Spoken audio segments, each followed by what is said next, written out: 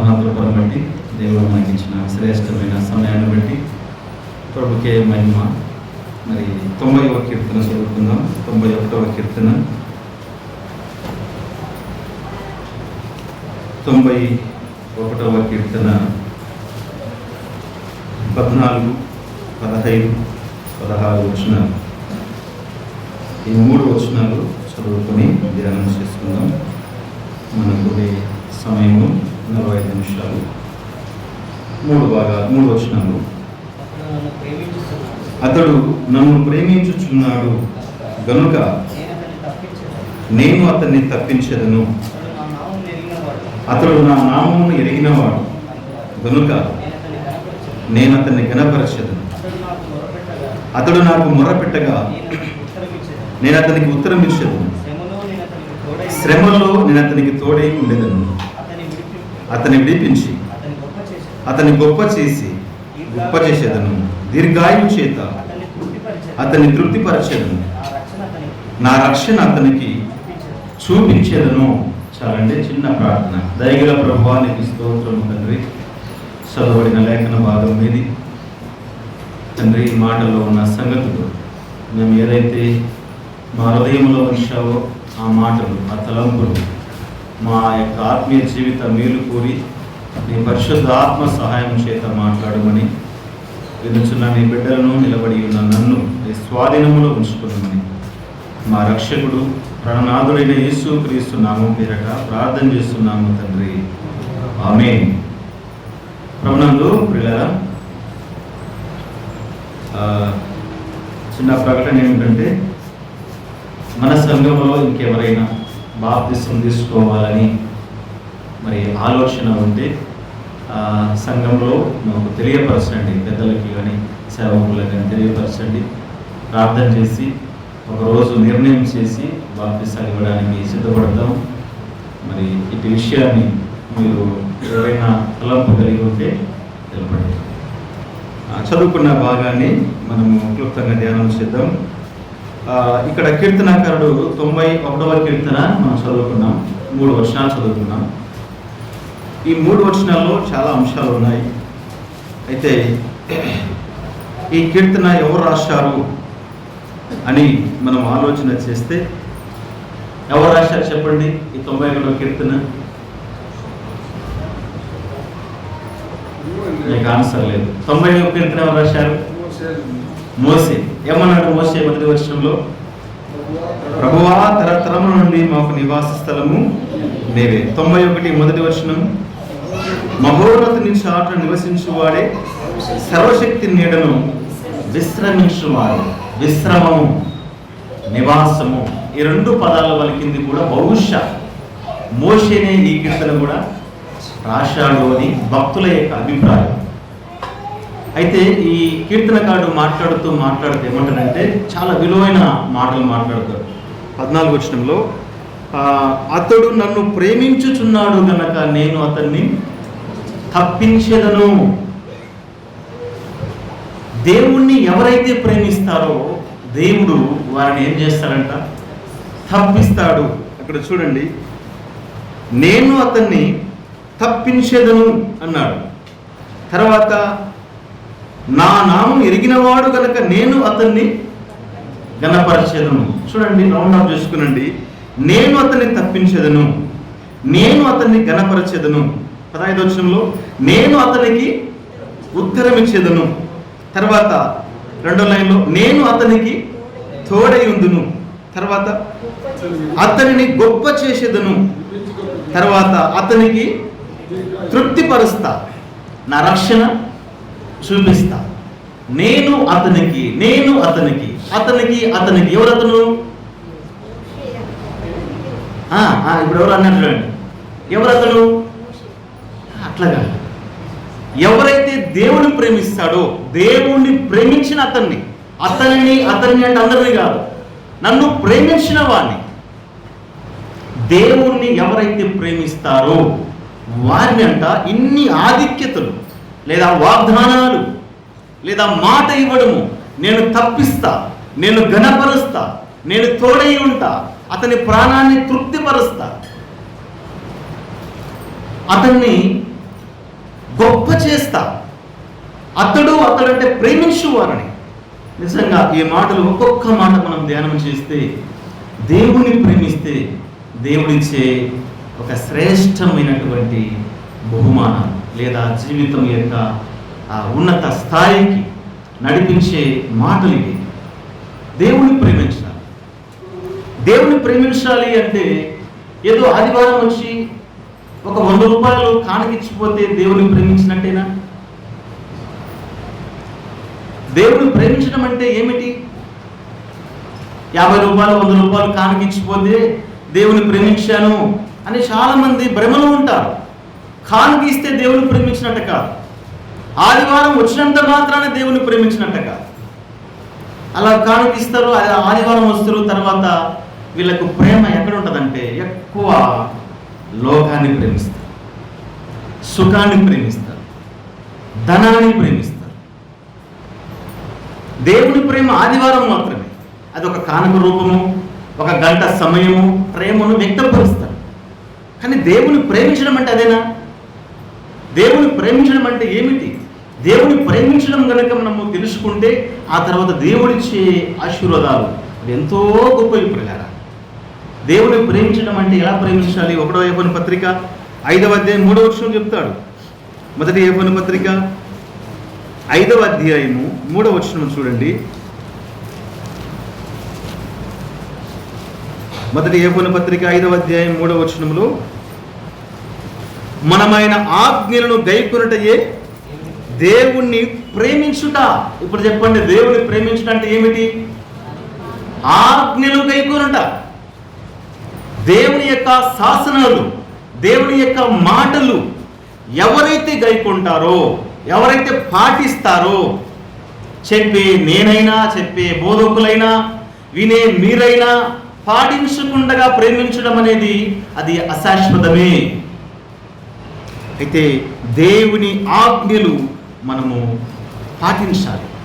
పేతురుతో అంటాడు యేసు ప్రభువు వారి 21వ అధ్యాయం యోహాను సువార్తలో 16వ వచనంలో, పేతురు నీవు నన్ను ప్రేమిస్తున్నావా అంటాడు.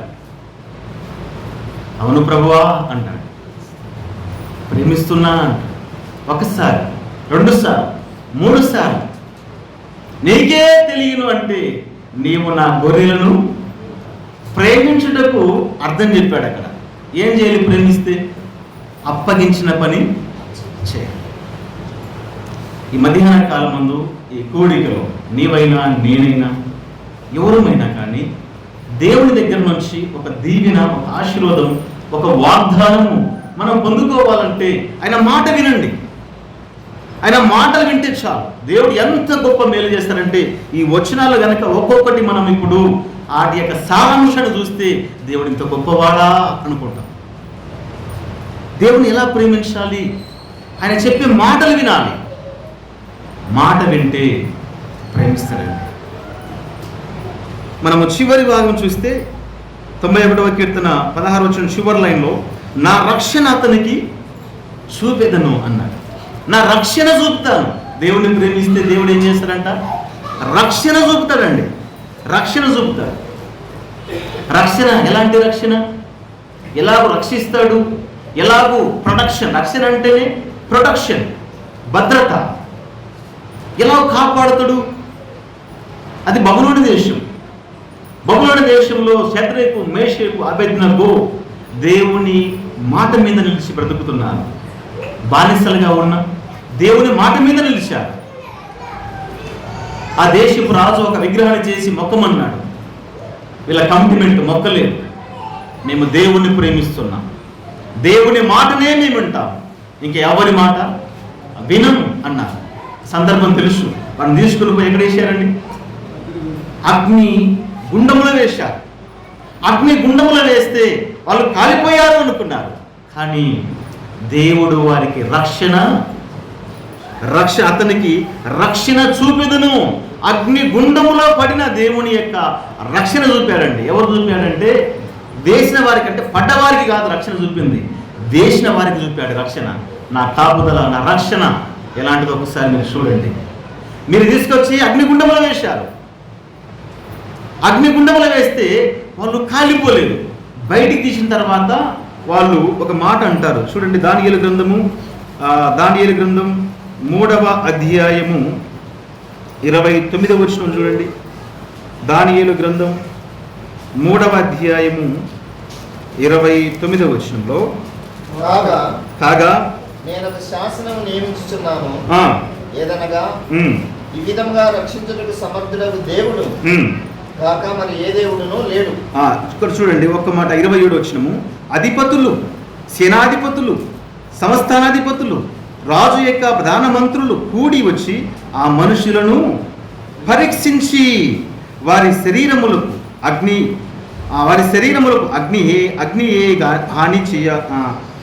ఏ హాని చేయకున్నటయు, వారి తల వెంట్రికల్లో ఒక్కటైనను కాలిపోకున్నటయు, వారి వస్త్రములు చెడుకున్నటయు, అగ్ని వాసనను వారి దేహములకు తగులకున్నటయు చూచిరి. వారిని పరీక్షించిరి అనే మాట చూస్తాం. ఏమేమి పరీక్షించారు అంటే, ఒకటి వస్త్రాలు పరీక్షించారు, రెండవది తల వెంట్రుకలు పరీక్షించారు, మూడవది శరీరాన్ని పరీక్షించారు.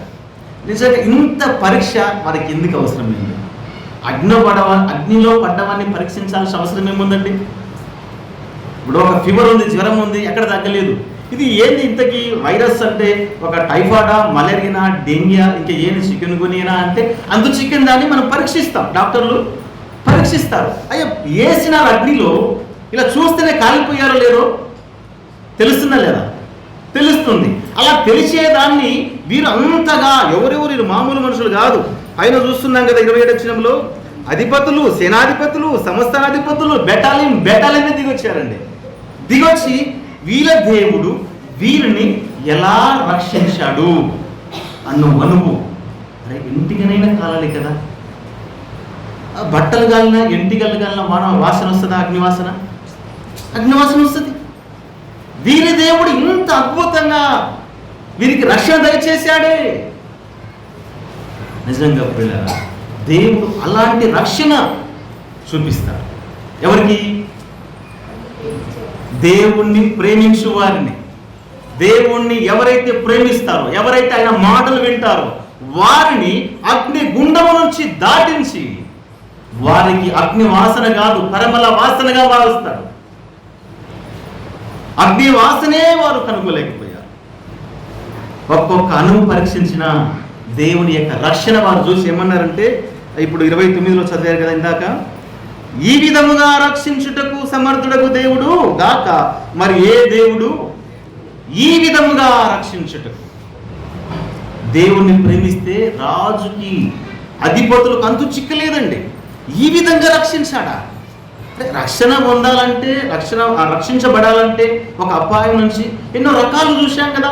ఒక కాలు ఇరిగిపోయో, ప్రయాణాలు చేస్తుంటారు, కాలు ఇరిగిపోయో, చెయ్యి ఇరిగిపోయో, బాడీ ఖరాబ్ అయ్యో, ఏదో ఒకటి అవయవం కోల్పోయి వాళ్ళు బతికారు. ఇలాంటి కాపుదల లేదా రక్షణ చూస్తాం.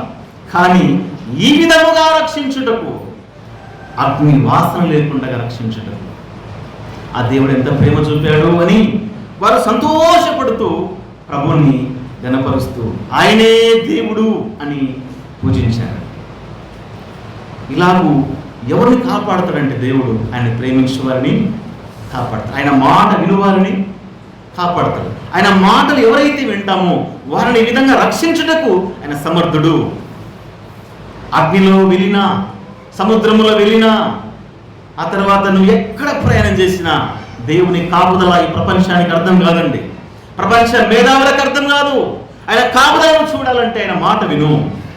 ఎన్నో మాటలు వింటున్నాం, పాటిస్తే చాలండి. అదే ప్రేమించినట్టు. పేతురుని తీసుకుపోయి చెరసాలలో వేశారు. ఉదయం అయితే పేతురును కూడా ఏం చేయాలనుకున్నారు? చంపాలనుకున్నారు. అపోస్తల కార్యం 2వ అధ్యాయంలో యాకోబుని ఆ రోజు ఖడ్గము చేత చంపేశారు. అది అంతా యూదులకు తెలిసిపోతే ఇది మంచి కార్యము, ఈ హేరోదే మనకు నాయకుడు కావాలని కేకలేస్తుంటే, రేగిలను చంపితే ప్రజలను పొగుడుతున్నారు కదా అని పేతురును పట్టుకొచ్చి చెరసాలలో వేశారు. రేపు పేతురును కూడా చంపాలి. అక్కడ జరిగిన అద్భుతం అపోస్తల కార్యం 2వ అధ్యాయం చూడండి. ఆయన రక్షించిన విధానం. అపోస్తల కార్యం 12వ అధ్యాయము 9వ వచనం. అతడు వెలుపలికి వచ్చి దూత వెంబడి వెళ్ళి దూత వలన జరిగినది నిజముగా జరిగినని గ్రహింపక తనకు దర్శనము కలిగినని తలంచెను. పేతురు చెరసాల్లో ఉన్నాడు. ఉదయం అయితే అతను శిరచ్ఛేదనం చేయాలి. కానీ ఆ సత్యము, ఆ భవిష్యత్తు ఎరిగిన దేవుడు, పేతురు నువ్వు నన్ను ప్రేమించావు. దేవుడు ముందే చెప్పాడు కదా, అయ్యా నేను ప్రేమిస్తున్నా అంటే గొర్రెలు కాస్తున్నాడు. అయితే ఉదయం అతని శిరచ్ఛేదనం చేయాలి. రాత్రికి రాత్రే చెరసాల భూమి యొక్క బునాదులు మరి ఆ వణికిపోయి చెరసాల యొక్క ద్వారాలు ఎలా తెరవబడ్డాయో ఆ వచనాలు రాయబడి ఉంది. తెరవబడి బయటికి ఇచ్చిపోయాడు, ఆ దూరం వెళ్ళిపోయాడు. అది అతడంతా ఏమనుకున్నాడంటే ఇదొక కళ అనుకున్నాడు, ఇదొక దర్శనము అనుకున్నాడు. నిజంగా నేను బయటకు వచ్చానా? తనకు తానే నమ్మలేనంత పరిస్థితి. అంత గొప్ప రక్షణ దయచేస్తాడండి. ఎవరికి? దేవుని ప్రేమించేవాడు. నిజంగా దేవుని ప్రేమిస్తే ఆయన కాపుదల అంత గొప్పది. ఇంకా చాలా విషయాలు ఉన్నాయి, నేను అన్నీ చెప్పాలి కాబట్టి దాటిపోతున్నాను. దేవుని ప్రేమిస్తే కీర్తన గ్రంథంలో అంటాడు, ఇదే 191వ కీర్తన 7వ వచనంలో, నీ కుడి పక్కన 1000 మంది కూలినా, ఎడమ పక్కన 10,000 మంది కూలినా నీకు ఏ అపాయము? దేవుణ్ణి మనం ప్రేమించి ఆయన మాటలు వింటే కుడి పక్కన 1000 మంది, ఎడమ పక్కన 10,000 మంది కూలిపోయినా ఏ అపాయం నీకు రాదు. ఆయన ఆజ్ఞలు గైకొనొచ్చు. నిజమేనా? ఈ మాటలే కాదండి, చేసి చూపాడు దేవుడు. నోహుతో మాట చెప్పాడు, నేను చెప్పిన పని నువ్వు చెయ్యి. ఓడ చేస్తున్నాడు. భయంకరమైనటువంటి తుఫాన్ వచ్చింది, వర్షం వచ్చింది 40 రోజులు. సమస్త పశువులు, జలరాశులు, జంతువులు, వాటితో పాటు మనుషులు సర్వం నాశనమయ్యారు. కానీ నోవాహు మాత్రము నాశనం కాలేదు. కుడి పక్క 1000 కాదు 10,000, ఎడమ పక్క 10,000 కాదు, లక్షల మంది కూలిపోయారు. కుడి ఎడమల మరణాలు ఉన్నాయి. కానీ నోవాహు మాత్రము సజీవంగా ఉన్నాడండి. ఆయన ప్రేమించాడు, ఆయన మాట విన్నాడు. ఐగుప్తు దేశంలో అలాంటి అద్భుతాలే. గోషేను దేశంలో సురక్షితంగా ఇశ్రాయేలు ఉన్నారు. చుట్టూత మరణపు ఘోష, శవము లేని ఇల్లు ఒకటి కూడా. దేవుడిని ప్రేమిస్తే అలాంటి భీకరమైన కార్యాలు, అద్భుతము చేసే దేవుడు. నమ్మి ఆయన మాట విని పాటించుతాం, గొప్ప మేలు చేస్తారండి. చాలా ఆధారాలు ఉన్నాయి, కానీ రెండవ మాట చూద్దాం. 91వ కీర్తన 14వ వచనం చూడండి. 91వ కీర్తన 14వ వచనము 2వ భాగం చదువుకుందాం. ఇక్కడేమనుందంటే, అతడు నన్ను ప్రేమించుచున్నాడు కనుక నేను అతను తప్పించేదను, అతడు నా నామము ఎరిగినవాడు కనుక నేను అతన్ని ఘనపరచెదను. ఇది చాలా ప్రాముఖ్యమైన మాట. మనము ఘనపరచబడాలి, మనము ఘనత పొందాలి, మనకు గౌరవం దొరకాలి, మనకు మర్యాద దొరకాలి. ఇగో వచ్చి కూర్చున్నాను ఎమ్మడే, రా బాబు ఇక్కడ కూర్చో, సార్ ఇక్కడ రండి, మీరు ఎక్కడ ఎందుకు కూర్చున్నారు బ్రదర్, మీరు లేచి కూర్చు మీద కూర్చోండి. ఇలాంటి గౌరవము ఘనత రావాలంటే ఏం చేయాలంట? దేవుణ్ణి ప్రేమించాలి. ఆయన మాట విను. ఆయన మాట వింటే నీకు ఘనత, గౌరవం. నిన్ను గణపరుస్తా, నేను గణపరచబడాలి, నేను పోగానే అక్కడ కుర్చీలు వేయాలి, మహారాజు కుర్చీలు వేయాలి అని అనుకుంటే, దేవుని ప్రేమించకుండా, ఆయన మాట వినకుండా మనం బ్రతికితే ఆ ఘనత రాదండి, అవమానం తప్ప ఘనత రాదు. నిజంగా ఈ మాటల యొక్క సారాంశం మనం చూస్తే, ఆయన మాట విను, నీకు ఘనత, గౌరవం దొరుకుతుందండి. అబ్రహాముతో మాట్లాడుతున్నాడు దేవుడు. ఆదికాండం 2వ అధ్యాయంలో, అబ్రహాము నేను చూపించే దేశానికి వెళ్ళు, నీ నామము నేను గొప్ప చేయుదును, నేను ఘనపరుస్తా. నీ నామము అంటే పేరు, నీ పేరు నేను గొప్ప చేస్తాను. ఎవరిని? అబ్రహాంతో మాట్లాడుతున్నాడు. మాట్లాడిన వెంటనే అబ్రహాం ఏం చేశాడు? తన యొక్క దేశాన్ని, తన తల్లిదండ్రులను వదిలిపెట్టి దేవుడు చెప్పిన దేశానికి వెళుతున్నాడు. దేవుణ్ణి ప్రేమించడం అంటే ఆయన మాట వినడం. రా అంటే వెళ్ళిపోతున్నాడు. అలాగూ దేవుని మాటలు మనం పాటించాలి. దేవుడు ఏదైతే బైబిల్ గ్రంథములో సంఘములో మనకు బోధిస్తున్నాడో ఆ మాట వినగలిగితే మనకు ఘనత, గౌరవం దొరుకుతుందండి. ఆయన మాట వినకుండా, ఈరోజు చాలా సంఘాల్లో ఆయన మాట వినకుండా ఆధిపత్య పోరు. ఎందుకు నీకు ఆ పోరు? మాట విను, ఫస్ట్ మాట విను, గైకును.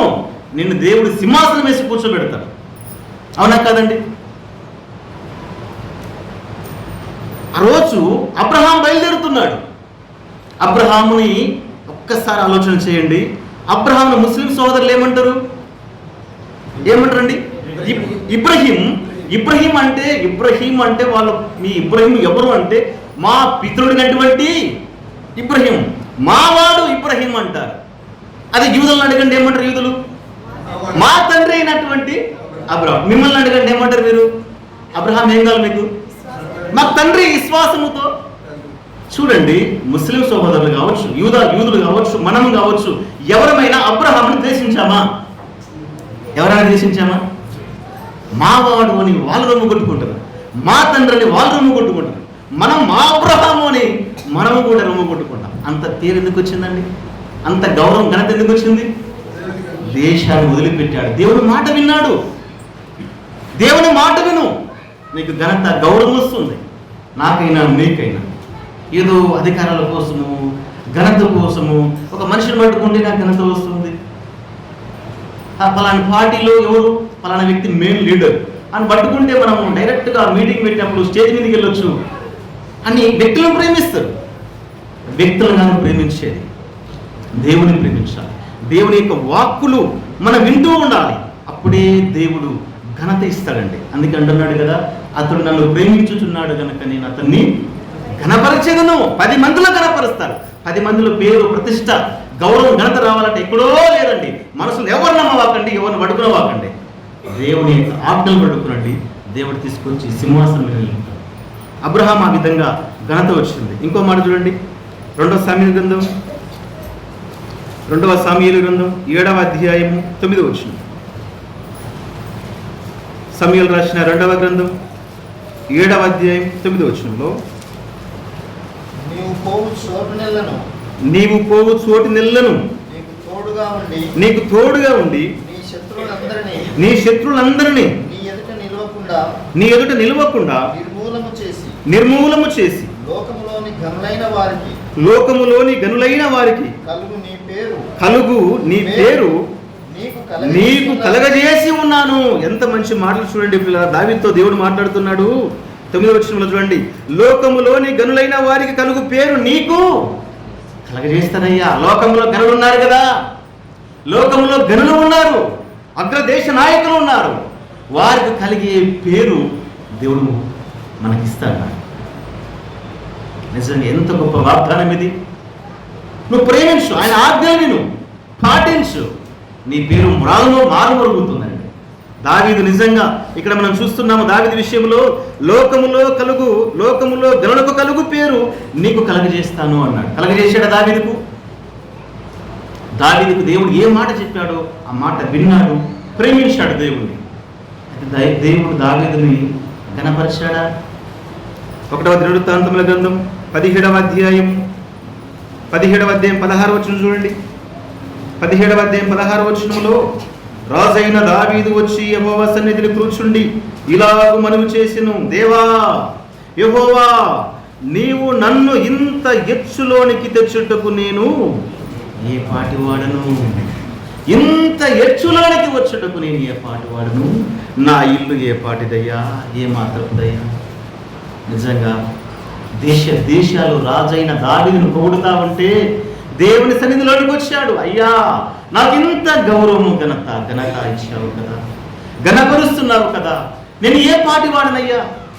నేను గొర్రెలు కాసుకునేవాడిని, గొర్రెల్లో నేను ఒక గొర్రెనయ్యా, గొర్రెల వెనకాల తిరిగే ఒక గొర్రెను. నేను ఏనాడు కూడా రాజు కావాలని అనుకోలేదు కదా. నా తండ్రి ఏమైనా అనుకున్నాడా? నా తండ్రి మరీ అనుకోలేదు. నా తండ్రి హృదయంలో నాకు స్థానమే లేదు, అందుకే గొర్రెలంట పడేశాడు. నా తండ్రి అనుకునే స్థానం, నేను అనుకునే స్థానము నువ్వు నాకు ఇచ్చావు. ఇది ఎలా సాధ్యము? దేవుని మాటలు విని ఆయన కోసం బ్రతికితే లోకములు గొప్ప విజయాలు పొందుకుంటాం పిల్లరా. ఇది భక్తుల జీవితాలే కాదు, ప్రాక్టికల్గా మన ముందు కనబడే చాలా మంది జీవితాల్లో కూడా మనం చూస్తాం. దేవుని ప్రేమించి చూడు, ఆయన ఆజ్ఞలు గైకును చూడు, 10 మందిలో నీకు ఘనత, గౌరవం దొరుకుతుంది. దేవుని మాటలు వినకుండా మనకి ఘనత, గౌరవం కావాలంటే ఎక్కడ రాదండి. ఎక్కడ రాదు. ఏ విషయంలో అంటాడు, ఎవరికన్నా 1:3 తూర్పున ఉన్నటువంటి దేశాలలో ఎన్ని దేశాలైతే ఉన్నాయో అంతమందిలో నీవే గొప్ప ధనవంతుడు. నిన్ను అంతగానే హెచ్చించాను ఏవు. భక్తుల జీవితాలు ఒక్కొక్కరి చరిత్ర మనం చూస్తే పిల్లరా, దేవుడు గనక మనం హెచ్చించాలనుకున్నాడు అనుకో, మనం ప్రేమిస్తే, మనం ఆజ్ఞలు గైకుంటే దేవుడు ఖచ్చితంగా హెచ్చిస్తాడు. ఆ హెచ్చిస్తున్నప్పుడు ఎవరు అడ్డుపడినా నేను ఎవడు ఆపలేనండి, నేను ఎవ్వరు ఆపలేరు, దూసుకుపోతుంటాం అంతే.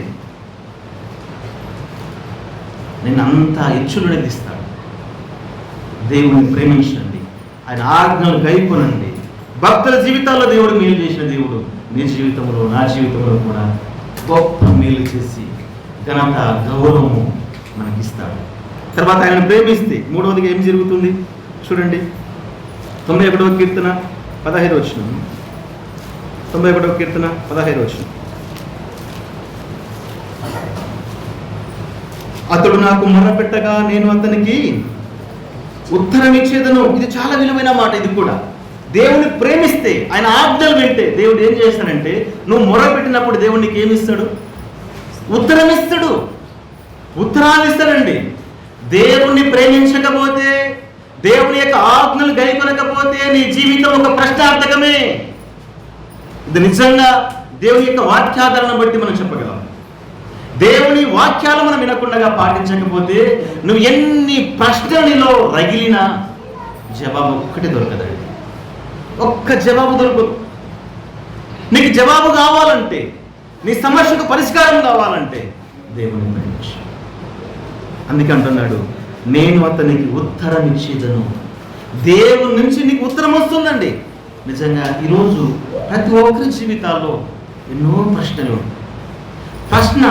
ప్రశ్నగానే మిగిలిపోయాయి. నా జీవితంలోనైనా మీ జీవితంలోనైనా గుండెని మెసేజ్ చేసుకొని చెప్తే ప్రతి ఒక్కరి జీవితంలో ప్రశ్నలు ఉన్నాయి.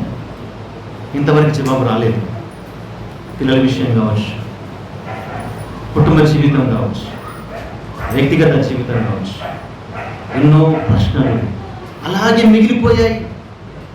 ఎందుకు మిగిలిపోతున్నాయి?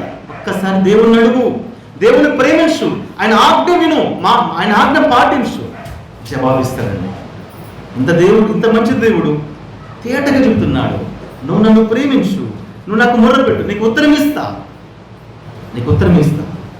ఒకసారి సౌలు రాజు ఏం చేశాడంటే, దేవుని మాట వినలేదు. దేశపు రాజు దేవుని మాట వినక శత్రువుల చేత చేతులు కలిపి దేవుని పక్కన పెట్టి తను పరిపాలన చేస్తున్నాడు. ముందు ఆకీషు రాజు శత్రు సైన్యం వచ్చింది. యుద్ధానికి వారు పక్తులుగా తీరిపోయారు. చూస్తుంటే గుండె తరగపోతుంది, నేను బ్రతకను అని. అయ్యా, ఇంత సైన్యాన్ని ఎలా జయించాలి? నాకు ఇప్పుడు ఏం కావాలి? ఉత్తరము కావాలి. నేను జయిస్తానా, ఓడిపోతానా?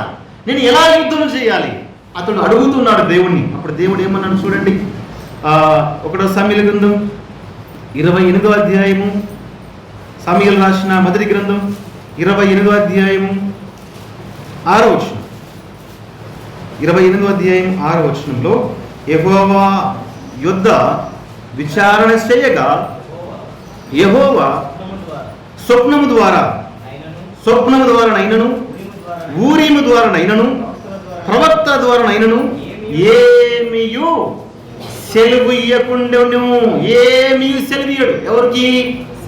సౌలుకి. సౌలు మొరపెడుతున్నాడు. అక్కడ సమూయేలు మృతి పొందాడు. మృతి పొందిన తర్వాత మరి అక్కడ యుద్ధం ప్రారంభమైంది. యుద్ధం ప్రారంభమైనప్పుడు ఫిలిష్తీయులతో వాళ్ళు తండాలుగా దిగారు యుద్ధం మీద. అయ్యా, మిద్యానీయులు, ఫిలిష్తీయులు అందరూ వచ్చారు అక్కడికి. అయ్యా, నేను ఎలా జయించాలి వీరిని అని దేవుని దగ్గర అతడు ప్రార్థన చేస్తున్నాడు. విచారణ చేస్తే దేవుడు స్వప్న ద్వారా కానీ, ఊరీము ద్వారా కానీ, ప్రవక్తల ద్వారా కానీ ఏమీ సెలవియకుండా. ఎందుకు ఇస్తలేడు సెలవు? దేవుని మాట నీవు వినలేదు. దేవుని మాట వింటే ఈ రంగంలో పోతుంటే నీకు ఏమి జరుగుతుందో దేవుడు నీకు తెలియపరుస్తాడు, లేదా కాపాడతాడు. సమూయేలు చనిపోయిన తర్వాత సౌలు ఇది చివరి మాటలు అనుకుంటాను. ఈ మాటల తర్వాతనే సౌలు అక్కడ చనిపోతున్నాడండి. యుద్ధ రంగంలో చనిపోయాడు అతని కుమారులు. దేవుని మాట వినకపోతే ఎంత లబో దిబోని మొత్తుకున్నా దేవుడు సమాధానం ఇవ్వలేదు, పతిత్రం ఇవ్వలేదు. పోయాడు, యుద్ధంలో చనిపోయాడు. నిజంగా దేవుని మాటలు మనం గైకుంటే ఆయన ఉత్తరం ఇస్తాడు. నువ్వు అడుగు, నేను ఇస్తాను అంటాడు. ఆయన మౌనంగా ఉన్నాడా? మనం ఆజ్ఞలు పాటిస్తలేనేమో, దేవుని ప్రేమిస్తలేనేమో.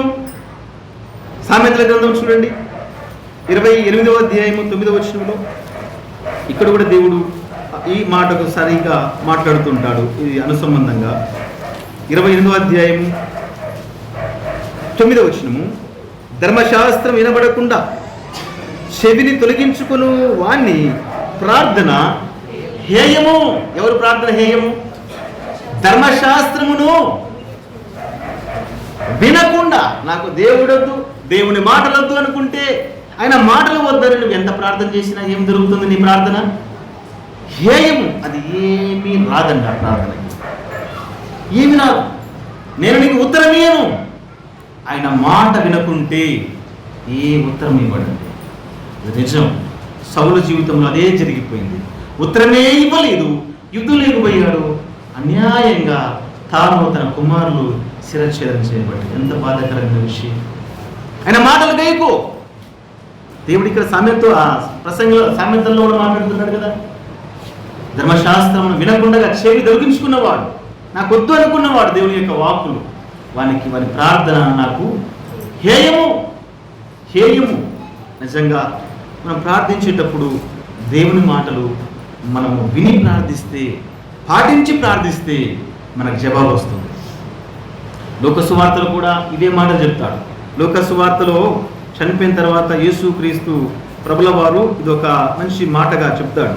13వ అధ్యాయం లోకసువార్త 25లో 13వ అధ్యాయం 25వ వచనములో, ఇంటి యజమానుడు లేచి తలుపు వేసిన తర్వాత మీరు వెలుపల నిలిచి తలుపు తట్టి, అయ్యా మాకు తలుపు తీయమని చెప్పి నారంభించినప్పుడు ఆయన మీరు ఎక్కడి వారో మిమ్మును ఎరగనని ఉత్తరం ఇచ్చును.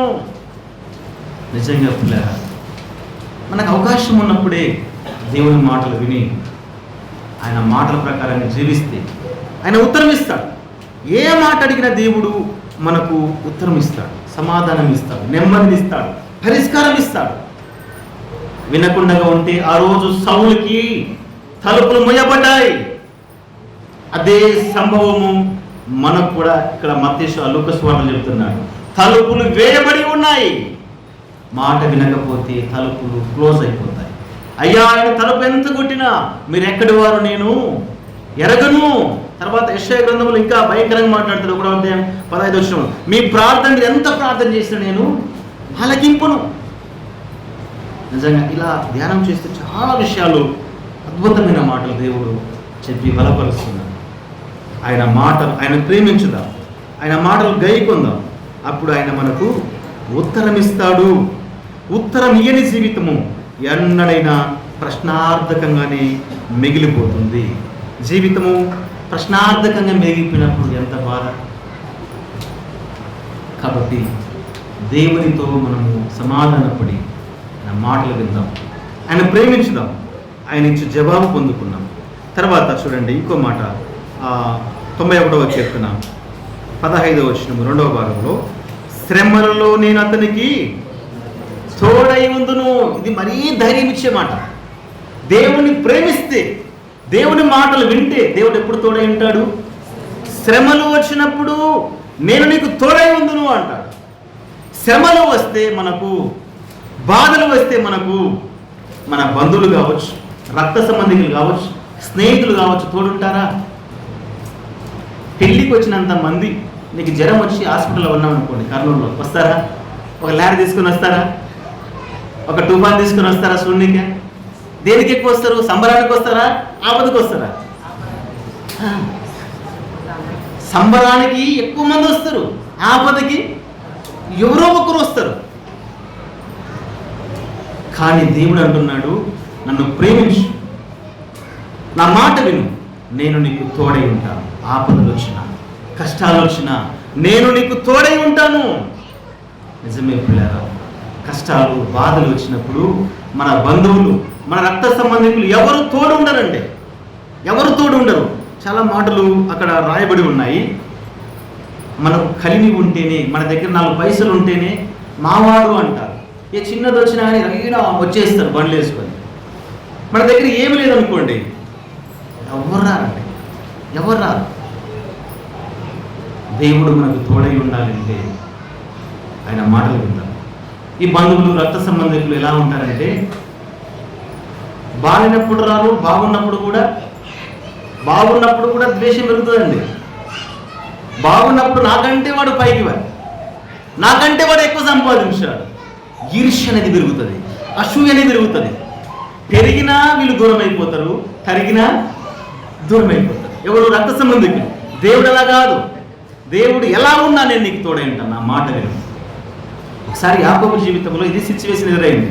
చూడండి, ఆదికాండం 31వ అధ్యాయం 5వ వచనంలో, ఆదికాండం 31వ అధ్యాయం 5వ వచనం చదవండి. 31వ అధ్యాయం 5వ వచనంలో మంచి మాట యాకోబు మాట్లాడతాడు. మీ తండ్రి కటాక్షము నిన్న మొన్న నా మీద ఉండినట్లు ఇప్పుడు నా మీద ఉండలేదని నాకు కనబడుచున్నది. అయితే నా తండ్రి యొక్క దేవుడు నాకు తోడై ఉన్నాడు. ఎంత మంచి మాట మాట్లాడుతున్నాడు. తన యొక్క భార్యలు ఇద్దరు పిలుచుకున్నాడు, లేయాను రాహేల్ని పిలుచుకొని, మీ తండ్రి నిన్న మొన్న మీ తండ్రి ముఖం కలకల్లాడుతుండే, ఈరోజు మీ తండ్రి ముఖము కల లేదు, మీ తండ్రి ముఖంలో నవ్వు లేదు. నన్ను చూడగానే ముఖములో ద్వేషం, నన్ను చూడగానే అసూయ, అవి ఓరపు చూపు. ఎందుకు నేను పెద్ద అయినందుకే కదా. మీ తండ్రికి, మీ తండ్రి కుమారులకు, ఫస్ట్ చూడండి 31 మొదటి వచనంలో, లాబాను కుమారులు మన తండ్రికి కలిగినది యావత్తు యాకోబు తీసుకుని మన తండ్రికి కలిగిన దాని వలన ఈ యావదాస్తి సంపాదించనని చెప్పుకుని యాకోబు ఆ మాటలు విన్నాడండి. అసూయ పెరిగిపోయింది. అరే, మన దగ్గర ఉండి సంపాదించుకున్నాడు, మనతో ఉండి సంపాదించుకున్నాడు. యాకోబు గొప్పవాడైతే యాకోబును చూసినటువంటి లాభం, అతని కుమారులు అసూయ, తోడు లేరండి, ఇంకా కీడు చేయాలి ఏదైనా సరే అన్నటువంటి ఆలోచనతో ఉన్నారు. అందుకే అంటున్నాడు, రాహేలు లేదా మనం వెళ్ళిపోదాం, ఇంకా చాలు, ఇక్కడ ఉన్న కాలం చాలు. ఈ మనుషులు, ఈ రక్త సంబంధం, బంధువులు చెడిపోతే చేతుల పెట్టరు, బతికితే ఓర్వలేరు. ఎందుకు వీళ్ళ మధ్యన ఉండాలి? నేను ఈరోజు గొప్పగా అయ్యానంటే మీ తండ్రి వల్ల కాదు కదా, మీ అన్నల ద్వారా కాదు కదా, మీ సహోదరుల ద్వారా కాదు కదా. నేను ఎలా గొప్పగా అయ్యానో నా కష్టాన్ని మీరు చూశారు కదా. ఎండకి ఎండిపోయాను, వానకి తడిసిపోయాను, రాత్రనక పగులనక కష్టపడ్డాను. నేను దేవుడితో సంబంధం కలిగి ఉన్నాను. నా దేవుడు, ఆ చివరి మాట చూడండి, ఆ చివరి మాట 5వ వచనంలో చివరి లైన్లో, నా తండ్రి యొక్క దేవుడు నాకు తోడై ఉన్నాడు కదా. నా తండ్రి యొక్క దేవుడు నాకు తోడై ఉంటేనే నేను ఇంత గొప్పగా మారిపోయాను. నిజంగా మన జీవితంలో దేవుడు మనకు తోడు చేసుకోవాలి. ఈ బంధు బలగము, రక్త సంబంధం అనేది ఒకరోజు ఎంకరేజ్ చేస్తారు, ఒకరోజు హేళన చేస్తారు. దేవుడు తోడుగా ఉండాలి, అప్పుడే మనం గొప్పగా మారిపోతాం.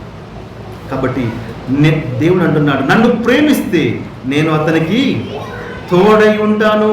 దేవుడు తోడై ఉంటే ఎన్ని భీకరమైన కార్యాలు జరుగుతావో మనం ఇంకా అనేక ఆధారాలు చూస్తే 2వ దినవృత్తాంతముల గ్రంథము 32వ అధ్యాయం చూడండి. దేవుడు తోడుగా ఉంటే ఎలాంటి కార్యాలు చేస్తాడు అంటే, 2వ దినవృత్తాంతముల గ్రంథం 32వ అధ్యాయము 8వ వచనం, మాంస సంబంధమైన బాహువే అతనికి అండ, మనకు సహాయం చేయుటకు, మన యుద్ధములను జరిగించుటకును మన దేవుడైన యెహోవా మనకు తోడుగా ఉన్నాడని చెప్పగా జనులు యూదారాజైన హిజ్కియా చెప్పిన మాటల యందు నమ్మకముంచిరి. అశ్షూరీయులు, సన్హెరీబు అధిపతి అశ్షూరీయులు వారంతా యుద్ధానికి వచ్చారు. ఇజ్రాయెల్ చాలా చిన్న దేశము, కొద్ది మంది. అశ్షూరులు పెద్ద దేశము. బబులోను దేశం తర్వాత, ఐగుప్తు దేశం తర్వాత అసూరిలే పెద్ద దండుపాలెం వాళ్ళది. వాళ్ళు వచ్చిస్తుంటే యుద్ధానికి అంటున్నాడు హిజ్కియా, వారి సంబంధమైన వారి స్నేహము లేదా వారి తోడు మాంస సంబంధమైనటువంటి బలమే వారిదే, కానీ మన బలము మన దేవుడు మనకు తోడుగా ఉంటాడు. ఈ యుద్ధ రంగంలో మనం కష్టపడాల్సిన అవసరం లేదు. దేవుని మీద ఆనుకుందాం. దేవుడే యుద్ధాలు జరిగిస్తాడు. నిజంగా మన జీవితంలో ఎలాంటి బాధలు వచ్చినా, కష్టాలు వచ్చినా, తీరని రోగాలు వచ్చినా, తీరని సమస్యలు వచ్చినా దేవుని ఆశ్రయించుతాం. దేవుని దగ్గర మనము మొరపెట్టుకుందాం. ఆయన మాట విందాం. దేవుడు మనకు తోడై ఉంటాడు. కష్టకాలంలో తోడై ఉంటాడు. అదేవిధంగా చివరి మాట చెప్పి నేను ముగిస్తాను. అతడు నన్ను ప్రేమించుచున్నాడు గనక నేను అతన్ని ఏం చేస్తాను అన్నాడంటే చివరి మాట 91వ అధ్యాయము 16వ వచనము మొదటి లైన్. దీర్ఘాయువు చేత అతనిని తృప్తిపరచెదను. నిజంగా దేవుని ప్రేమిస్తే దేవుడు ఏం చేస్తాడంటే తృప్తి దీర్ఘాయువు ఉంది, తర్వాత తృప్తి కలిగిన జీవితం. దీర్ఘాయువు అనగా దేవుడు మనకిచ్చిన ఆయుష్కాలము 60 సంవత్సరాలు, 70, 80 సంవత్సరాలు. అదే దీర్ఘాయువు. ఆయుష్కాలం అంతా మనము తృప్తిగా బ్రతుకుతామండి. ఈరోజు చూడండి, ఎక్కడ చూసినా మనుషులకు కోట్లు సంపాదించుకున్నారు కానీ తృప్తి లేదండి. తృప్తి లేని జీవితం.